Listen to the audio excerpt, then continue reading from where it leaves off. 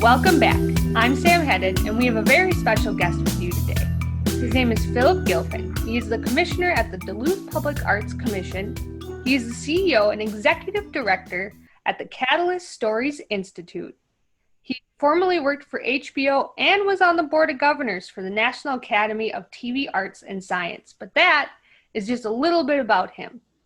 I am excited for you to actually get to know who he is and where he came from. Thanks for joining me today. Thanks for having me. Thanks for doing this.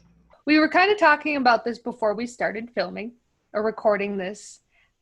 And we were talking about our backgrounds. And you asked me how I managed to get into film. Well, I have the same question for you. You have a very interesting background.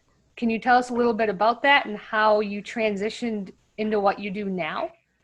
Sure. Yeah, I had grown up in and around the performing arts. And then when it was time to go to college, I grew up in the Boston area. I attended Boston College, and I just always loved, stories and figuring out kind of how the universe works. So I went into college as a physics and math major, because back when I started in '99, going in for a film or TV major wasn't really the thing to do, I guess, at the time. So had to get that real job degree, went in and did that. And while I was there, I ended up getting involved with the theater program a little bit at BC, just kind of on the side. And there were some acting and writing programs that were in downtown Boston that I would go and attend classes for. So that kind of continued over. And then after college, I took a break before going back to grad school. And my break was to go out to Los Angeles to visit some friends for the summer. And I just ended up falling in love with the city and started to meet people that were in the industry and started writing screenplays and hung around there for a little while until I landed my desk job at HBO, which was in the business affairs department. So I got to learn how production worked from a contract side. And it was a pretty exciting time there because we were doing shows like Sopranos and 6 Feet Under and Sex and the City and Curb and some of these really major series back in the mid 2000s, and got this incredible education about where the line is drawn between the artists and the creators and the business side and the studios, and how they interact, and the power struggle constantly between the two, and how the money flows and how the deals work. My particular job was called participations, which was the back end deals. So it ended up being a good thing. My math degree ended up being handy. It's part of what got me the job there. And then after a few years there, I was there about 4, maybe 5 years. I just got tired of that part of the industry and wanted to go be creative again. So I left and floated around for a bit until I ended up taking over at what the time was called ITV Fest, the Independent Television Festival. That had started in Los Angeles in 2006. And I had gone to visit it that first year. And it was really interesting because the creators of it were a TV production pair, a husband and wife team. And I remember one of the first panels that they did in 2006, they were talking about how TV and the web were going to be the same thing one day soon. This little website called youtube.com had just launched, and the future was going to be streaming video. And the TV executives, by and large, laughed and thought that these young kids were being stupid and that would never happen. So that was a very eye-opening experience to watch that change. And even to see that change within HBO. I remember when they started a new media division across the hall from me, which was basically one guy and an assistant for, I think it lasted for like a year and a half.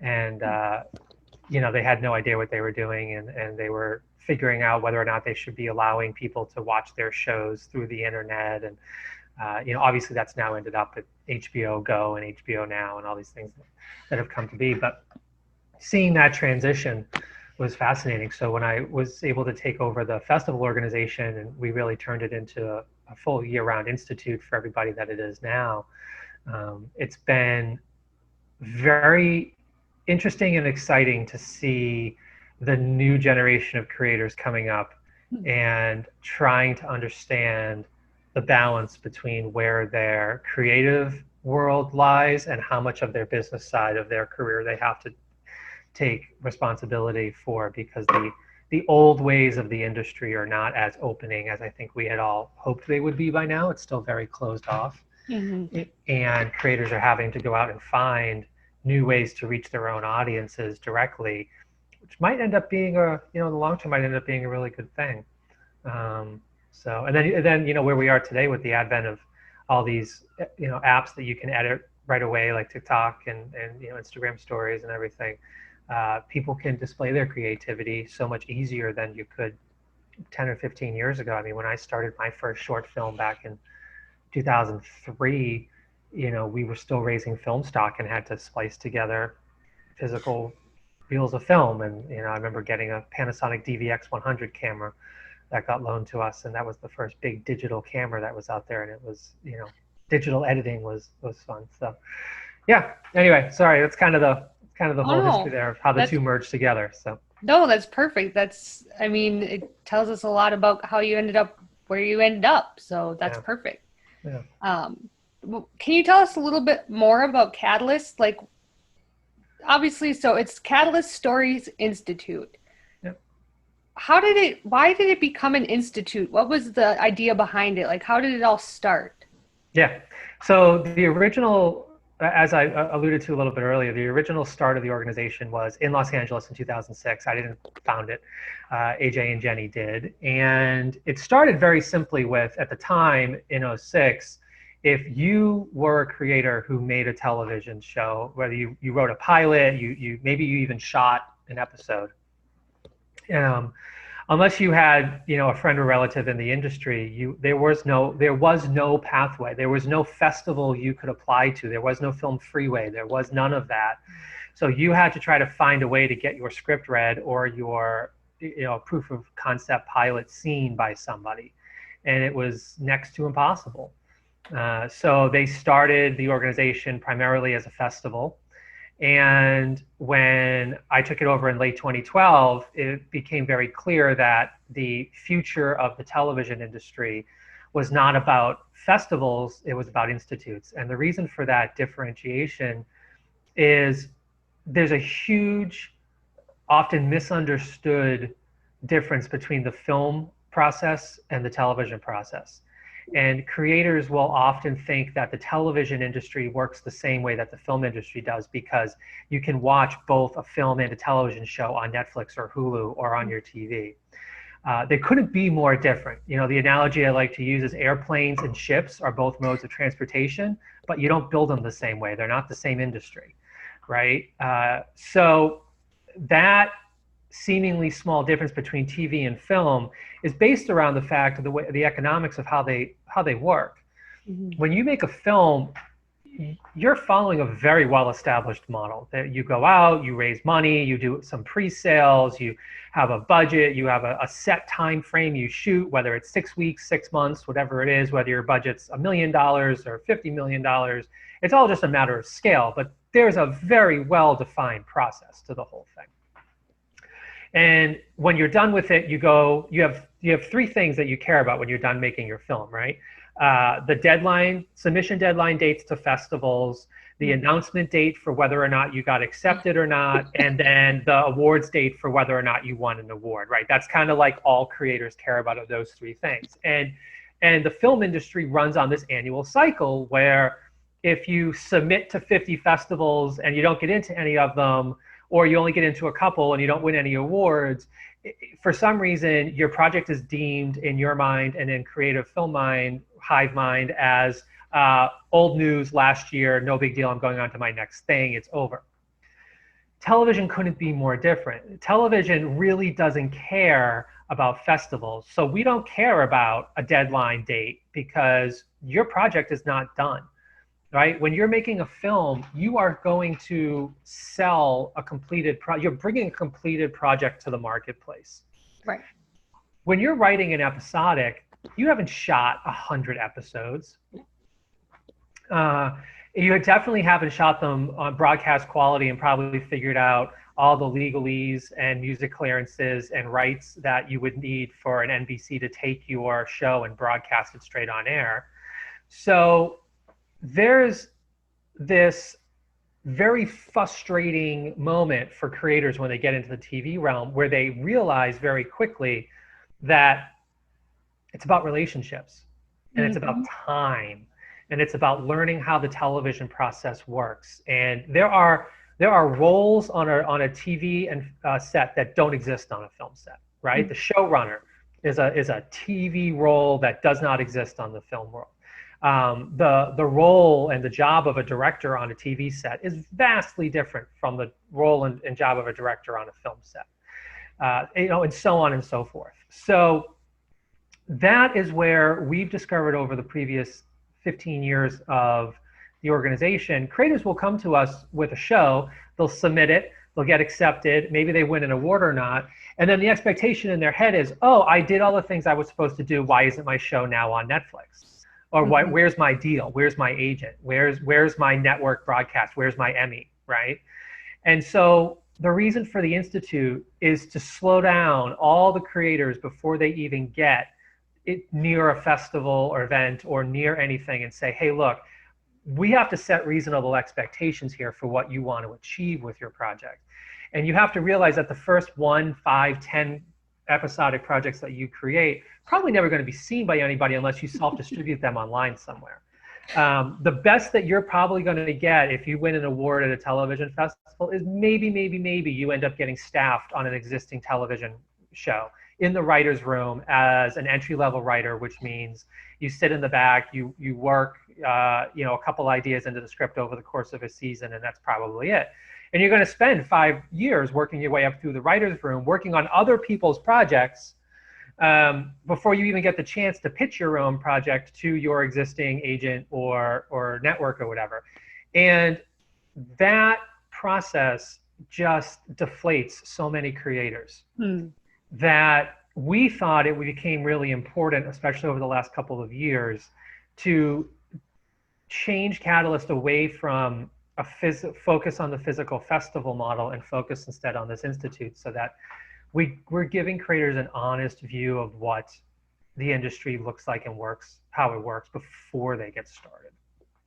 Do you think, bringing up the fact that that couple a long time ago mentioned everything's going to go online, and knowing that things are going towards more online or more mobile, how do you think COVID has kind of impacted the Institute and the way that people get to be creative? That's a great question. Yeah. So one silver lining for Catalyst in terms of COVID is, we constantly have this huge responsibility hanging over our head every year with having to produce the physical annual festival event. And not having to do that this year has really opened up a lot of time and opportunity for us to get into the business plan for the Institute and launch that in full. There were some things we're doing. Actually, we're going to be announcing, what's today, August 3rd, like within the next couple of weeks.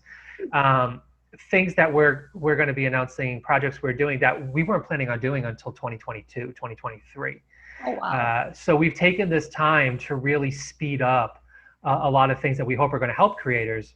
And that's been actually quite a nice moment for us as an organization to take a breath.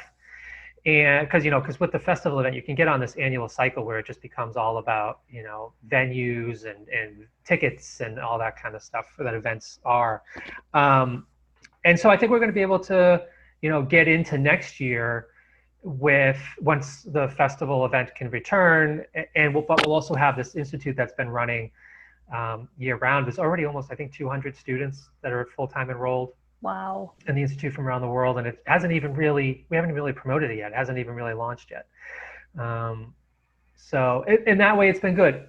For creatives, I can sense and feel that, back in March when we were all hoping this was going to magically be a 3 or 4 week thing, but us science folks knew that was a complete joke, and there's a reason it's called a pandemic, and there's a reason we went to get degrees in science.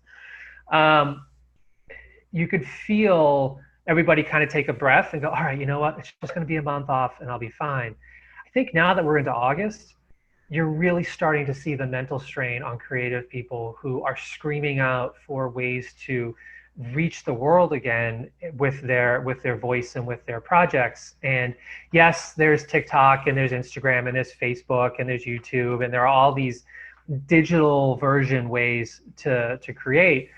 But this shutdown, this permanent first time since the industry started shutdown of production, is really going to cause or already has caused a huge backlog, where studios and networks are now, once things are allowed to resume again in some sort of full capacity, maybe next spring, the amount of productions that are lined up to rush out of the gate, there aren't enough sound stages, physical soundstage spaces available in the existing normal places like LA and Atlanta and New York.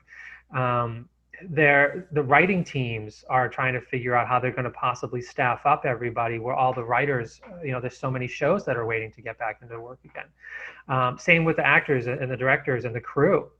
Mm-hmm. You look at LA, New York, and Atlanta, and the crews some of them are telling me that they're booked out 18 months now once things come back, because everybody's just all the jobs are jammed up on the calendar now. Right. So there's going to be this huge opening for independent episodic creators that have been making stuff to try to make a mark and get noticed. Because at Catalyst, I mean, we're sitting on a library of over 500 titles that most of the world has never seen, unless you've been to the festival, unless you're inside of our organization and you watch the submissions that come in. So that's been an interesting part of the process, is seeing how the industry changes. But I think the creators are frustrated right now, and I think they're tired, and I think they're trying to figure out how they're going to get by. And it's the stress is building, but it's a quiet stress, right? Like it's slowly simmering.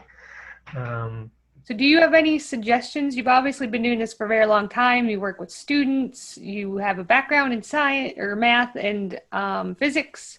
And it's one of those things where, do you have a suggestion for those creatives? Like, what could they be doing right now that could help get that creativity flowing or out there right now? Yeah, well, kind of a very short list of 3 or 4 things. And the first one is going to sound weird and disconnected at first, but it's try to take as much advantage as you can of this opportunity, this quiet time in the world, to recenter and focus in on why you're an artist and why you're a storyteller and why you want to be in this industry. And take some time to roam around inside and make sure that your reason and your passion for why you're doing this are grounded, and that they survive these stressful times. Because there are a lot of people who come into our industry with good intentions of telling a story to change the world, or just wanting to have a fun career because it's a fun industry to work in, but they flame out really quickly once they realize how difficult it is. So I would say the first thing is to do, just take this time to do some inner work. The second thing creatively is you can't stop writing, and you can't stop creating, and you can't stop shooting. And whether you're a writer or a cinematographer or a director or a producer or an actor or whatever, you can be doing things right now where basically taking yourself to school and advancing your skill set. If you're a cinematographer, you don't know everything. Take this time to start researching some of the more advanced level techniques that some of your favorite cinematographers use. Same thing for directors and producers and actors. Just take this time to practice. Use it as a gift. And the third thing, and this just sounds so boring, but it's so important, is take this time to research the industry and the people who, when the industry comes back to full, you're going to be looking to try to get work and jobs from. If you're somebody who loves to create drama scripts, take this time to learn who the 7 or 8 top showrunners that create hour-long network dramas are, and where they work, and who they work with and how they work. And be reading the trades every day or every couple mornings. There's always been, before COVID, the world was moving so fast that creators would always say, I wanted to research so-and-so before I got to Catalyst because I knew that they were going to be here, but I just didn't have the time. And could you fill me in real quick on whether or not they're going to like my script? And I'm really just looking for an agent, and I just want to sell my comedy script to somebody. I'm just looking for representation. Well, no, that's not how the process works. Take this time to learn who you want to have represent you and how you should reach them, and the kinds of projects they work on. And There's really going to be no more excuses for any creators to come out of this COVID period saying, oh, I didn't have time to research who this person is or how the industry works. I think that's great advice. I think hopefully a lot of people will take it. Yeah, hopefully. I really appreciate it. I'm glad that you were able to take some time out and be able to meet with me via Zoom. Now, you viewers got the chance to meet an amazing commissioner, CEO, executive director who's done amazing things in the film industry. I'm Sam Hedden with producer Andy Watson, and now you know Philip Gilpin. Or you can do it your way first, and then you can do it my way. And then we'll just see which is better.